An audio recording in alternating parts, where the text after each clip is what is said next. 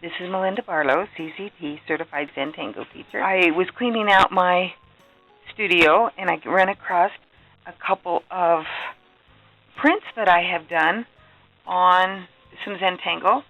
This is one of the prints, and I started coloring it. And this is the black and white print that I did. And sometimes I will just make a copy of a piece of Tangle that I like, and I copied it onto a cardstock. And so that's what I'm working on. It's a little different to work on cardstock paper, but I'm just going to show you how I colored. And I've got all my color pencils out here. Today I'm using a mix of Rembrandt, Polycolor, and Prismacolor. Both of them, I like the intensity of the color. And I'm also going to be using a odorless paint thinner by Speedball to blend. And I'm going to show you what I do. I put my little, I put a little sponge in a little jar, and then I put my paint thinner in that. It kind of helps it from spilling, but anyway, I thought it did. Maybe my lid doesn't work. I've spilled it like several times on my work surface here. So that's the tools I'm going to use. I'm also using a shading stump that I dip in my paint thinner. So when you see me dip, this is what you're seeing me dip in. And it's leaking. Maybe it has a crack in it, but it is leaking all over. So I'm going to open it over to one side so it's not on my paper. And I am using let's see, what is this one? This is a violet. And from Prismacolor and Rembrandt, I'm using light carmine. And so this is how I throw my pencil. So I'm just going to start laying down my color here on the outside edge. You can see I'm laying down pretty thick. This one probably needs a little bit more, depending on how far I want it to go into my flower petal. I love using colored pencils and the thinning method of odorless paint thinner, the blending method. For me, it's a simple method, and it turns out something I like. So there I have the Prismacolor. Now I'm going to take the Rembrandt, and I'm just going to put a light color I just want a little red tint around the outside of this purple flower. And now comes the magic. I'm going to blend. So I'm dipping my shading stump into my paint thinner, and I am blending. So just blending out the paint thinner. What I want to do is I want to blend so I don't see any line that I have, so I'm just blending. If it gets hard to blend and it doesn't seem like it's moving the color around very much, you probably need to soak your shading stump a little bit more. So I like quite a bit of odorless paint thinner on there to blend. And then I will just blend it in until the colors kind of blend out so you don't really see that it's a color pencil.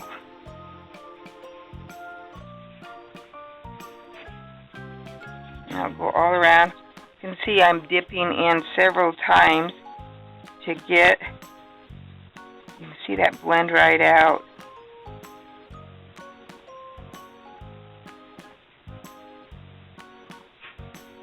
And I can blend that red right into that purple.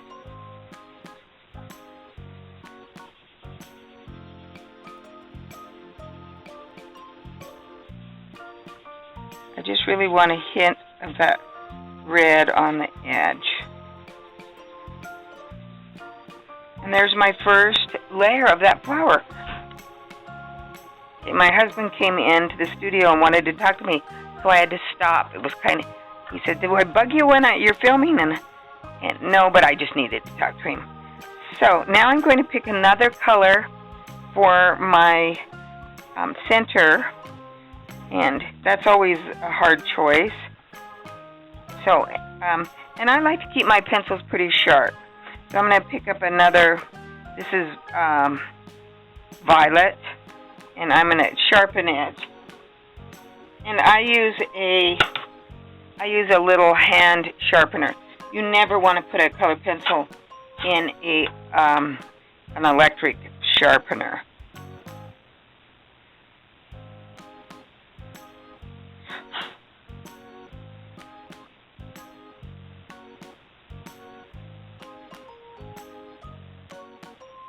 So I'm just going to color this next layer.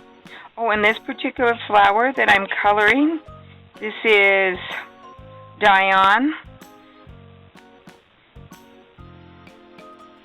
And I like Dion. If you're going to do flowers, this is a really fun one to do. You can do lots of variations.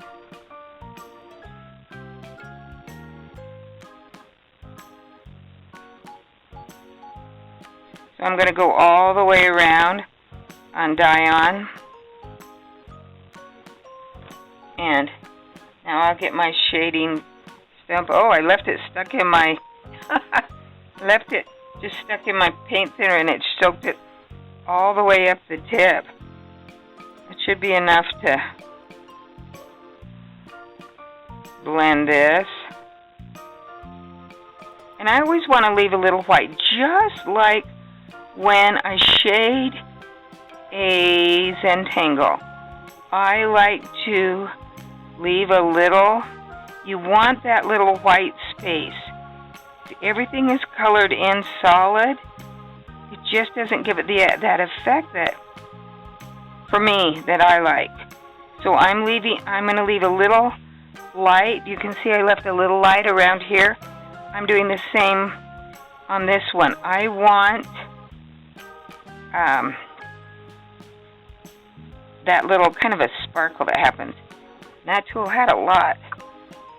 And so we're going to try just putting a little tiny bit of red, just a tiny bit, that I used on the outside one. I'm just going to put a little, we'll see what happens. And I still have enough purple on my shading stump that it's going to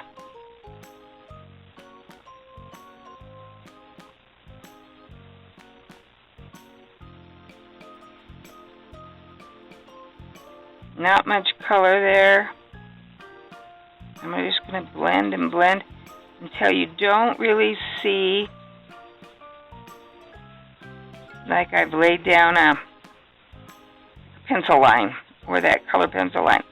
I don't want it to be visible, so I'm just going to keep blending until that line, I feel like that line is gone. Leave my color pencils out, turn it around. I leave them out on my work surface so I know what I have used, so I can kind of keep the blend. So I'm just going to put a little orange on here. My favorite part is the blending. I don't know.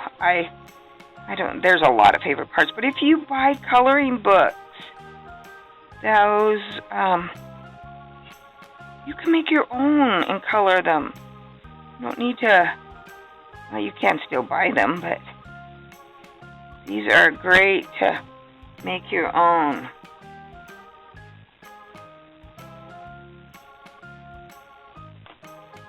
And I'm going to put a little gold in here. Sometimes I just like to see what will happen when I mix colors. So I've mixed those two. Now, I have a bunch of purple on this shading stump, so I need to get a different shading stump out because I don't want a bunch of purple on there. So I got another shading stump out.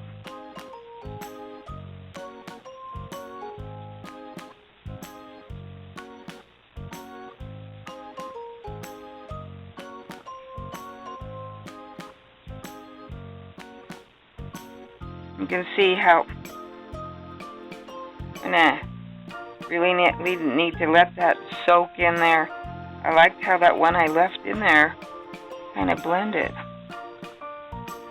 But you see how I've got a little yellow, but I'm still trying to leave a little really light spot, because that is your little sparkle, or just adds that extra. So I blended those out. And you can see how the yellow blends in with that orange. And you can do that with several different colors. Got another deeper orange.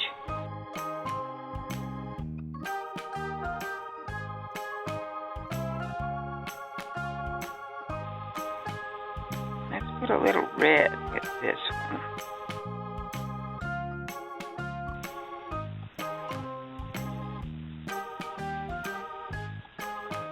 I put a lot more color into this petal, laid it down a lot bigger, just a lot more color, so it's going to be a little easier to blend it out. Just that little touch of pink gives it a little real life look, I think.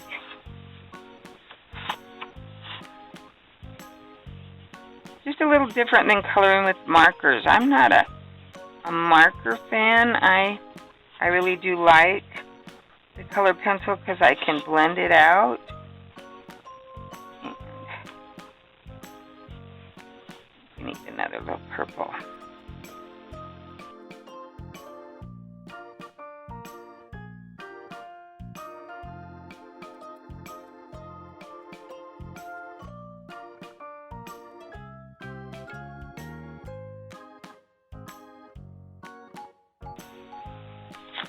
Turn it around so you can see what I'm working on. So now I have all my major flowers done. I can go back and do my background flowers. You too can do joyful. I will have a copy. If you want to do the exact joyful I've done, you can get a printout. One you can print out on cardstock just like this. Be joyful and color it yourself.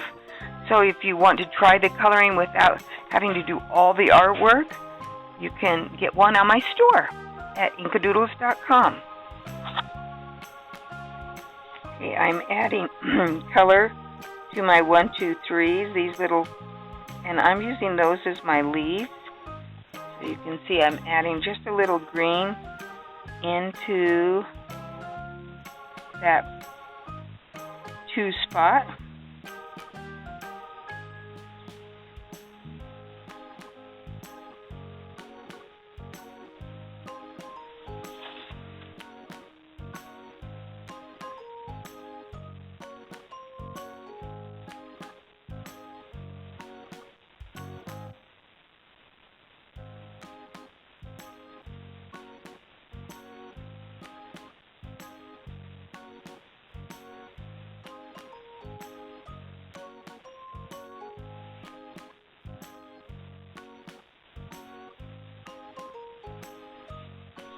Now I'm going to take my shading stamp and I'm just going to blend. And if I don't really like the color, I can come back and add another color on top of it. Sometimes it blends out into a kind of a too bright color. We'll see. To me, it's kind of a little bright for this particular drawing.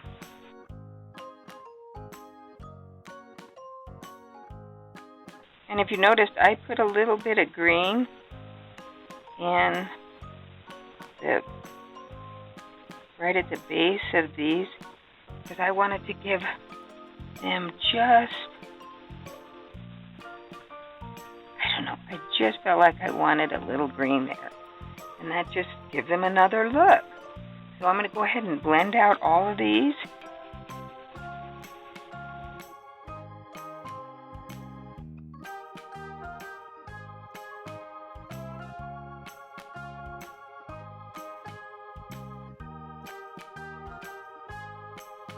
Now I can go back in and I can color in the Fill the Flowers one.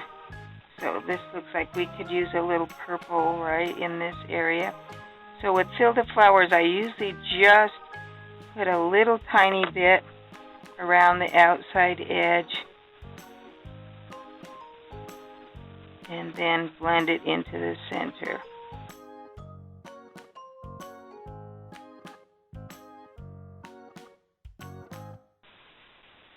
Sometimes they look a little muddy,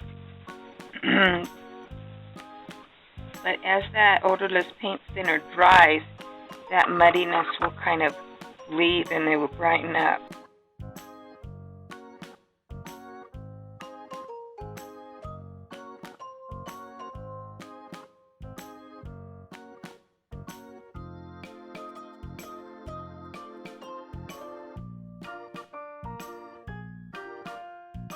Draw your own or download this one and practice on it before you draw your own.